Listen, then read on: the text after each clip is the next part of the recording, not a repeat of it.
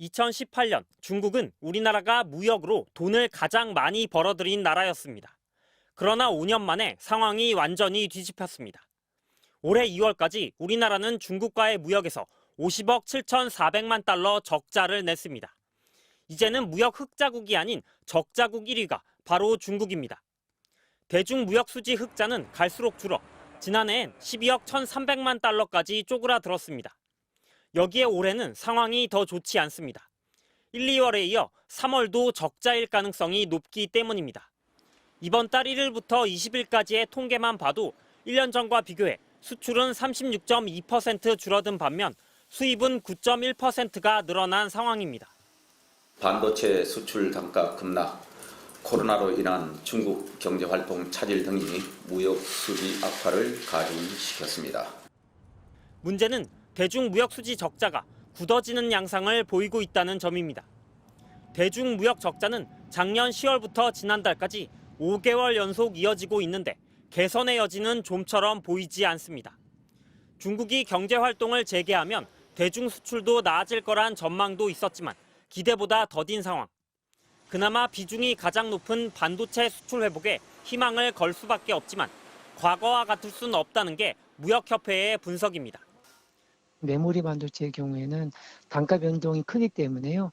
하반기에 다시 단가가 빠르게 회복이 되면 대중무역도 아마 흑자로 반전될 수는 있습니다. 다만 이제 과거와 같은 그런 시대는 조금 어려운 건 사실입니다.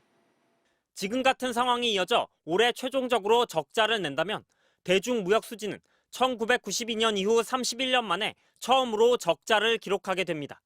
MBC 뉴스 배주환입니다. 이렇게 대중무역 적자가 굳어지는 이유, 배터리 원료의 중국 의존도가 높은 데다 중국의 산업 구조가 근본적으로 바뀐 것도 원인으로 꼽힙니다.